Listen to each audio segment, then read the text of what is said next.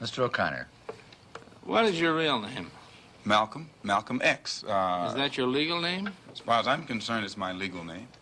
Have you been to court to establish that you are? I didn't have to go to court to be called Murphy or Jones or Smith.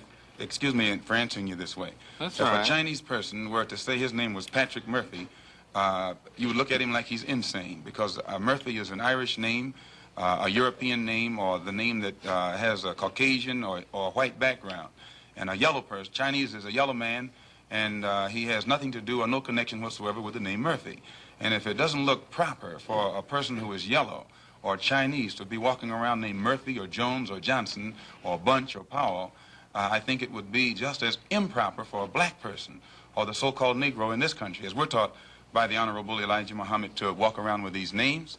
And therefore he teaches us that during slavery, the same slave master who owned us put his last name on us to denote that we were his property. So that when you see a Negro today who's named Johnson, if you go back in his history, you'll find that he was once his grandfather, or one of his forefathers was owned by a white man who was named Johnson. If his name is Bunch, his grandfather was owned by a white man that was named Bunch. Would you mind telling me what your father's last name was? My father didn't know his last name. My father got his last name from his grandfather, and his grandfather got it from his grandfather, who got it from the slave master. The real names of our people were destroyed during slavery. Was there any line, any point in the genealogy of your family when you did have to use the last name, and if so, what was it? The last name of my forefathers was taken from them when they were brought to America and made slaves. And then the name of the slave master was given, which we refuse. We reject that name today. You mean you won't even tell me what your father's supposed last name was or gifted last name was? I never acknowledge it whatsoever. Let me ask you about the status of Elijah Muhammad. First of all, is he ill?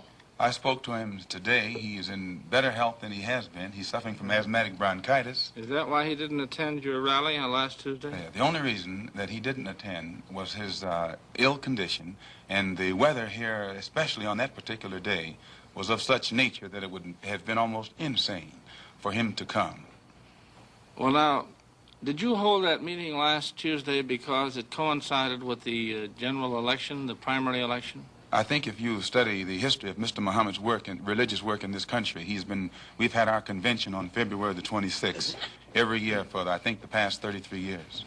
Well, now, while you don't care to discuss your former name or the name that the slave master gave to your antecedents, it is a matter of record that Muhammad's last name was Poole, Elijah Poole. No, that's the name that his slave master gave to his grandfather or great-grandfather, but that's not his name. Well, his mother and father thought when they called him Elijah Poole that was his name. They didn't know any better. Well, if they didn't know any better or not, they thought that was his name. Yes, sir, but sir... So what I'm trying to find out is when did he cease to be Elijah Poole and get to be Elijah Muhammad? In 1931, I think it was, in Detroit, he was taught the true history of our people and made aware at that time that he was wearing an English name, and by not being an Englishman, he looked out of place.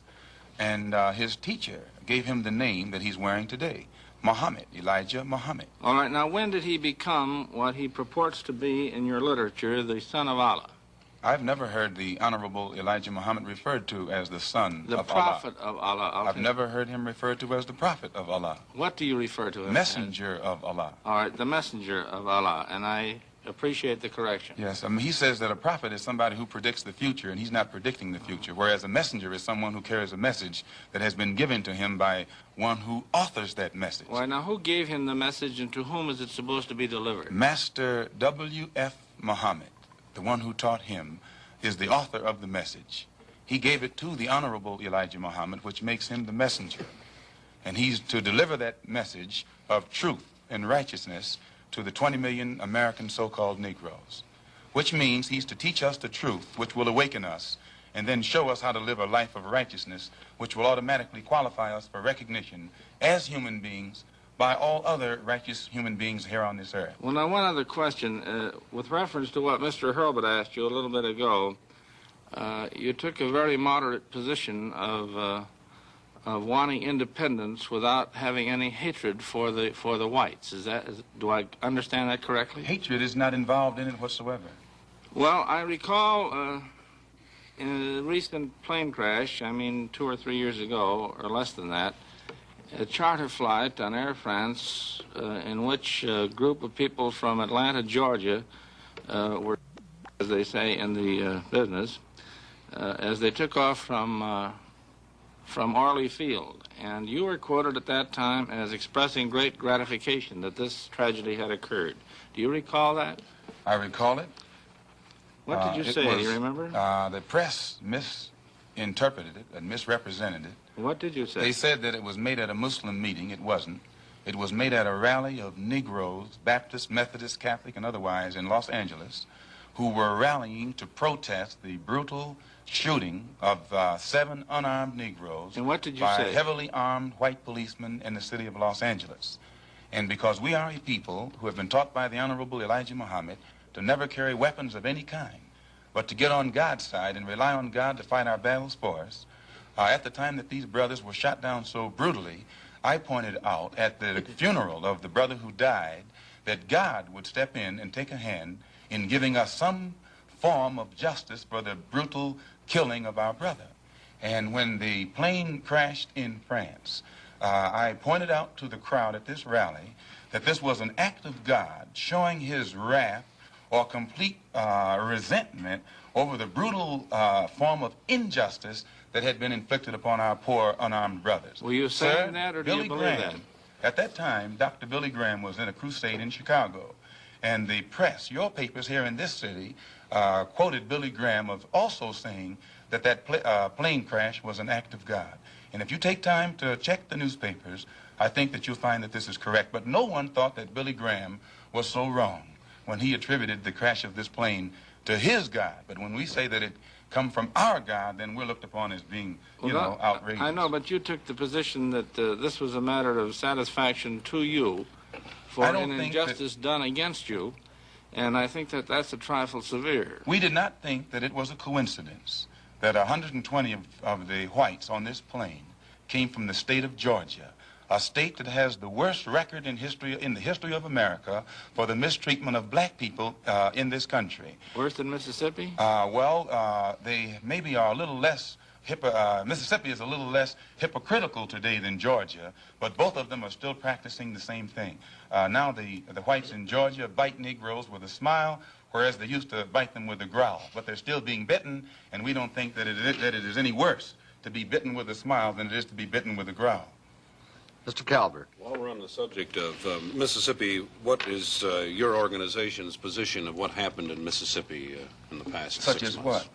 Such as the James Meredith incident and the enrollment of him in the university. Well, the Honorable Elijah Muhammad wants justice for every one of the 20 million so-called Negroes. And to just take one Negro and stick him in college with the aid of 15,000 troops and at a cost of $6,000 is a disgrace. It's a waste of taxpayers' money. It's a farce. It's hypocrisy. Because if it's right for one Negro to be forced into that university, then every Negro in the state of Mississippi who is qualified has the same right to go to that university. And if the government is not ready and willing to enforce the right of every Negro in the state of Mississippi, then, in my opinion, sir, it's only hypocrisy to pretend that they are for justice by pushing one Negro in and blowing it up all over the world to make it look like they're solving the problem when millions of black people in that state are still going to segregated schools and getting an inferior education. Does your organization encourage members to attempt to enter schools that have been known as all white in the past? The Honorable Elijah Muhammad doesn't discourage us from attending white schools, but he does say that it is better for us to go to our own schools, and after we have a thorough knowledge of ourselves, of our own kind, and racial dignity has been instilled within us, then we can go to anyone's school and we'll still retain our race pride, our racial dignity, and we will be able to avoid the subservient inferiority complex that most Negroes have or that is instilled within most Negroes who receive this sort of integrated education.